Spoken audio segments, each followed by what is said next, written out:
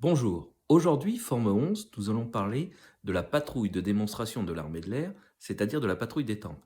Cette dernière était équipée de Morane Saulnier 230, que vous voyez ici en maquette au 1,72 aux couleurs justement de cette patrouille.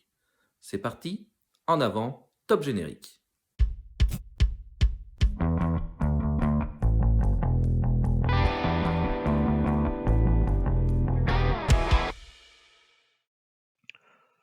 En 1930, le ministère de l'Air crée sur l'aérodrome des Tempes-Mont-Désir, au sud de la région parisienne, un centre militaire de perfectionnement au pilotage qui va prendre le nom École de perfectionnement au pilotage des Temples, le PPE.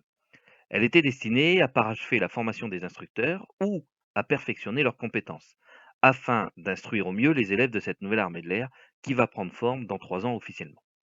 Sa direction est confiée au commandant Angerot, qui va recruter au sein de l'aviation militaire les meilleurs pilotes qui vont exercer les fonctions de moniteur.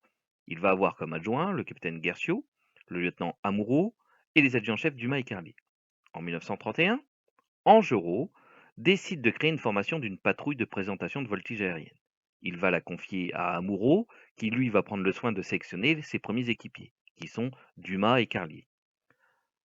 Pendant 2 ans, cette patrouille, appelée patrouille Amoureau, parfois, fit évoluer dans l'intimité de son terrain. Ces monoplans, parasols, les Morane Saulnier 230, que nous avons vus au début, étaient avant tout un moyen de démonstration à usage interne et en quelque sorte des techniques de pilotage enseignées par cette école.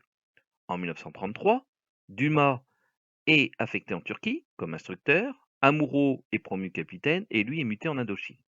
Il est remplacé à la tête de la patrouille par le lieutenant Fleurquin, qui va devenir rapidement capitaine à son tour. Cette patrouille est maintenant composée du capitaine Fleurquin, l'adjudant-chef Carlier et l'adjudant Cressati. Fort de l'expérience acquise depuis sa création, la patrouille va faire des démonstrations en 1934 sur plusieurs bases françaises. Strasbourg, Angoulême, Orly, Le Bourget. Mais cette fois-ci en présence du public. Cette démonstration est tellement professionnelle que sa notoriété va franchir les frontières. Et le trio va se présenter au Portugal, à Porto et à Lisbonne. Par contre, des délégations viendront admirer à Étampes cette patrouille. Malheureusement, en 1935, le 9 juin précisément, Carlier s'écrase pendant un meeting à Orly. Le capitaine Amouroux pose ici, à côté de son Morane Saulnier 230, le numéro 138. En 1933, pour satisfaire les besoins de la patrouille, les groupes motopropulseurs des Morane Saulnier 230 furent modifiés pour permettre l'alimentation du moteur en vol inversé. Vous avez ici au 1,72 un Morane Saulnier 225 qui va équiper à son tour la patrouille des Tempes. En 1935, la patrouille fut équipée avec des Morane Saulnier 225. C'est un chasseur monoplace dont le prototype avait volé pour la première fois en 1932. Cet avion est robuste, il a des qualités de vol brillantes et avait en outre un fuselage très haut facilitant le vol sur la tranche. Il était assez souple pour résister à des facteurs de charge élevés et assez puissant pour conserver une bonne vitesse dans des positions où la traînée est très forte, comme par exemple sur le dos ou sur la tranche. Ce chasseur offrait donc à la patrouille des possibilités d'évaluation nouvelles. Il apparut comme le premier chasseur français capable de réaliser un tonneau lent sur axe sans perte d'altitude et mieux encore en formation à 5. Dans ce cas, la trajectoire des extérieurs, les avions placés aux extrémités de la formation, devient très complexe. Seul le leader maintient l'axe central, les équipiers réalisent une sorte de tire-bouchon horizontal en passant successivement sur la tranche, sur le dos et sur la tranche de l'autre côté. Néanmoins, les pilotes de Fleurquin exigèrent des modifications pour améliorer la sécurité et la stabilité de leur figure, en faisant équiper le moteur pour le vol d'eau et rehausser la dérive.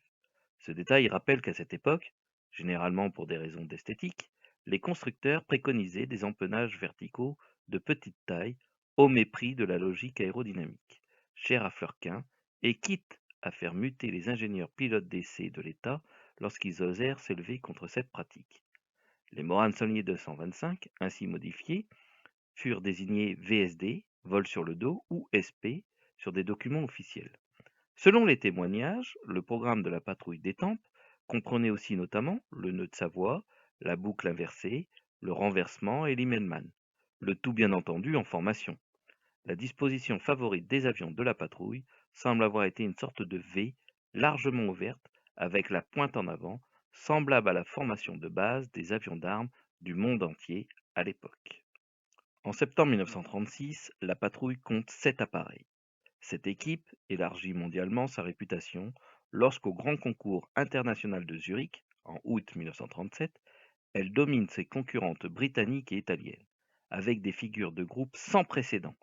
5 Morane en ligne de front, guidés par Dorner, exécutent ainsi, ensemble, un même tonneau barriqué lent, et lorsque les 5 chasseurs gris et bleus, échelonnés en colonne verticale, aile dans aile, glissèrent sur la tranche, l'extrémité de la voilure de l'équipier le plus à gauche, Boileau, descendit à moins de 10 mètres du sol. Voler bas n'était pas encore considéré comme une imprudence. Pour Fleurquin, le but de la patrouille de l'école de perfectionnement au pilotage n'était certainement pas d'impressionner les foules par des acrobaties, mais de montrer ce que l'aviation française sait faire. En avril 1937, l'école de perfectionnement au pilotage d'Étampes est dissoute. La patrouille est déplacée à Salon-de-Provence, où elle prend le nom de patrouille de l'école de l'air. Sur les dérives des Morane-Saulnier 225, à côté de l'insigne triangulaire de l'EPPE, apparaît l'insigne rond de l'aigle portant un glaive et ses poussins, tel qu'il figure sur les avions de la patrouille de France à l'heure actuelle. La patrouille est alors composée de 10 avions, dont un remplaçant. Elle est sous la direction de De Fleurquin. Les pilotes sont Arnaud, David, Délice, Dorner, Guillaume, Lavézière, de Lastérie, Le Sos et Perrier. Ils exécutèrent leur dernière démonstration le 9 juillet 1939, à Bruxelles, où une fois de plus, ils furent jugés supérieurs aux autres. Fin mai 1940, une partie des 10 pilotes est affectée au groupe de chasse 1-3. En 1946, l'école est repliée provisoirement à Tours, la patrouille est reformée, mais cette fois-ci sur stamp SV4C, devenant brièvement patrouille de Tours, puis renvoyée dans ses quartiers d'origine, patrouille d'Étampes. En 1948, elle devient l'escadrille de présentation de l'armée de l'air numéro 58 et disparaît finalement. La patrouille d'Étampes est souvent confondue avec celle de Dijon, également appelée patrouille Weiser, du nom de son chef, lequel prit en 1934 le commandement du premier groupe de la 7e escadre de chasse dotée de Morane-Saulnier 225 de série. Sa patrouille, de 12 avions, évolue lors de nombreuses fêtes en France et à l'étranger. En 1935, elle travaille en section de 3 avions, attachés par un lien les uns aux autres, ce qui fit une forte impression sur les spectateurs.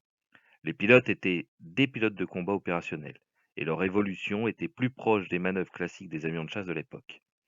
Les avions étaient décorés avec le panache de la première escadrille ou la croix de Jérusalem de la deuxième. La patrouille de Dijon peut donc être, à juste titre, considérée comme l'autre ancêtre de la patrouille de France. Dimanche 17 mai 1953, au meeting d'Alger, Maison Blanche.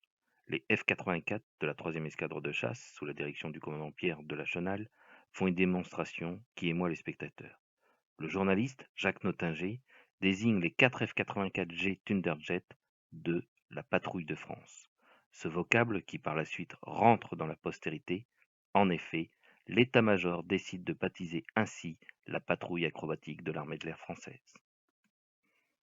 Je tiens à remercier le Fanat de l'aviation, le site Tradition Air du colonel Guyot, Bruno Schall de son site chez peps.free.fr, que je vous invite à voir, ainsi que Aérostel. Voilà, ainsi s'achève cette vidéo sur la première patrouille de démonstration de l'armée de l'air. Je vous souhaite une excellente journée ou une excellente soirée et je vous dis à très bientôt. Au revoir les amis.